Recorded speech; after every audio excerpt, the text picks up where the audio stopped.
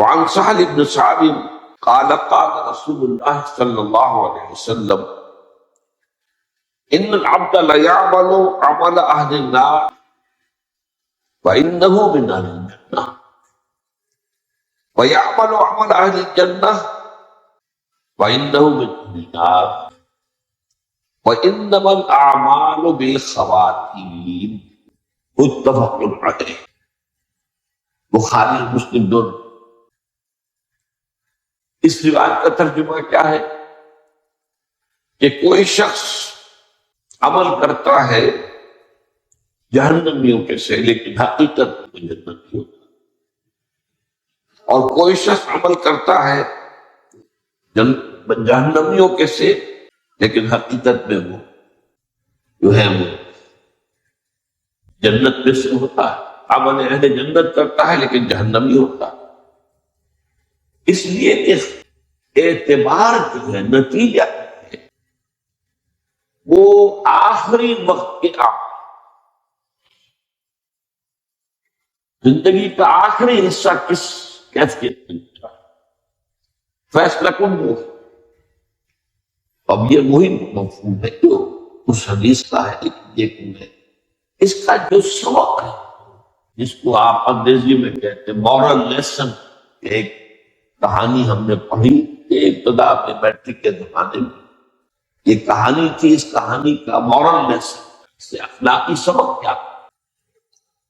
وہ اخلاقی سبق یہ ہے کہ کبھی بھی اگر اللہ تعالیٰ نے آپ کو نیکی کی توفیق دی ہوئی ہے تو اس پر غرہ نہ ہو، اس پر مغرور نہ ہو جائے، اس پر یہ نہ سمجھ بیٹھے کہ میں تو جنتی ہوں ہی اور میری تو جنت میں جگہ ریزرو ہے۔ کیا پتہ کیا صورتحال پیش آتا ہے، کون سا فتنہ سامنے آتا ہے، کس فتنے میں گر پڑتا ہے، اور وہ ایک فتنے میں گرے ہوا جو ہے انسان بلا من کسب سیئۃ وأحاطت بہ خطیئۃ فأولئک اصحاب النار هم فیہا خالدون۔ اگر ایک بڑا گناہ بھی جان بوجھ کر کیا، اس پر ڈیرا لگا لیا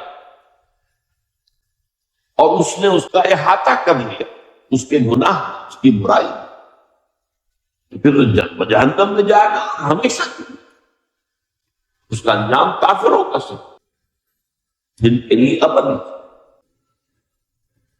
اور دوسری طرف یہ ہے کہ اگر آپ دیکھتے ہیں کسی شخص وہ بدکار ہے، غلط کار ہے، اس کی بدی سے تو نفرت ہو، اس سے شخصاً نفرت ہو، کیا پتہ اللہ تعالیٰ اسے ہدایت دے، بلکہ اس کے لیے دعا۔ اللہم اہد قومی انہم لا یعلمون۔ انبیاء اور رسول کی سنت تو یہ ہے کہ جو انہیں ایذا پہنچاتے تھے ان کے بارے میں بھی دعا کرتے، اے اللہ ان کو ہدایت دے میرے قوم، انہیں علم نہیں ہے کہ یہ کیا کرتے، انہیں علم حاصل نہیں ہے کہ اصل زندگی آخرت ہے اور اس دنیا کے اعمال کا نتائج نہ نکلتا ہے۔ تو یہ دو طرفہ معاملہ ہونا چاہیے کہ کبھی اپنی نیکی پر غربہ نہ ہو اور یہ نہ سمجھ لے انسان کہ میں تو ہر حال میں، اس میں تو ایک انتہائی بات ہے حضرت ابوبکر رضی اللہ کہ اگر مجھے یہ بتا دیا جائے کہ تمام انسان جہنم میں جائیں گے سوائے ایک آدمی، تب بھی مجھے یہ امید ہوگی کہ شاید وہ ایک آدمی نہیں۔ اور اگر مجھے یہ بتا دیا جائے کہ تمام انسان جنت میں جائیں گے سوائے ایک کے جہنم میں جائے گا، تب بھی مجھے خوف رہے گا کہ شاید وہ ایک آدمی نہیں۔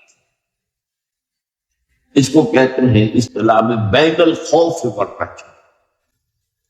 انسان کی کیفیت اللہ کے ساتھ بین الخوف والرجا ایسی رہنی چاہیے کہ خوف بھی رہے، کسی حالت میں بھی آپ کتنے ہی اونچے مقام پر پہنچ گئے ہوں، اللہ کے خوف سے دل خالی نہیں کرنا۔ اور وہ انہی حدیثوں کے بعد کیا انجام کیا؟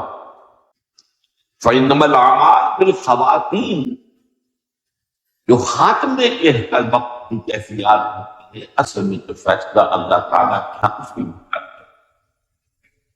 اب آئیے آج کا جو سبق ہے بہت اہم مضمون ہے. اس کی راویہ ہے ام المومنین حضرت عائشہ صدیقہ رضی اللہ تعالیٰ عنہا. آپ کو معلوم ہے کہ حضور کی نہایت چیز اہلیہ نہیں نہایت چیز محبوب، اور پھر یہ کہ بہت بڑی صاحب فقہاء صحابہ شمار، اور صحابہ بھی ان سے آپ کے سوال کرتے تھے، پوچھتے تھے، معلومات حاصل، اور تابعین بھی ان سے تعلیم حاصل پردے کے نیچے سے. عورتوں میں تو ظاہر بات ہے کہ ان کا علم بھی ہے. اور بہت بڑی بات یہ ہے کہ حضور کی ازدواجی زندگی تھی. اب ظاہر بات ہے کہ وہ زندگی تو دنیا کے سامنے نہیں ہوتی، لیکن وہ انسانی زندگی کا ایک حصہ ہے. اس کے بارے میں بھی ہدایت تو درکار ہے. جیسے کہ بعض صحابہ نے آ کے شکایت کی تھی کہ حضور یہ یہودی جو ہے ہمیں چھیڑتے ہیں، ہمارا مذاق اڑاتے ہیں کہ تمہارا نبی تمہیں بہت چھوٹی چھوٹی باتوں میں تعلیم بھی دیتا.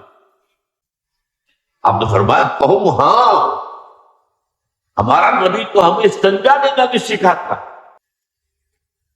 وہ بھی ضروری ہے. طہارت کی پر تو تمام عبادات کا دار بتا.